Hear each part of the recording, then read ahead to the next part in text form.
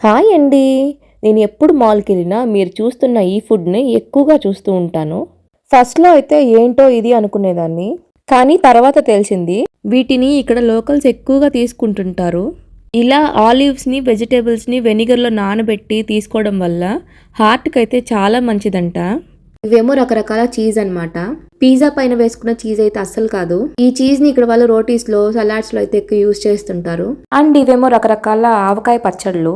వీటి ప్యాకింగ్ నాకు చాలా వెరైటీగా అనిపించింది. ఫస్ట్ టైం చూస్తున్న వాటర్ బాటిల్ లో కూడా పచ్చడి స్టోర్ చేసి ఉంచడం.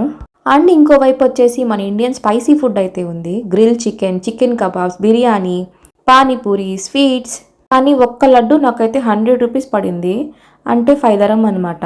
లడ్డు ఒకటే కాదు, ఏ ఐటమ్ తీసుకున్నా కూడా 100 గ్రామ్స్ 5 దరము, 4 దరము, 6 దరం అలా అయితే ఉంటుంది. అంటే 100 రూపీస్ దగ్గర దగ్గర. సో ఇదే ఇవాళకి. Thank you so much.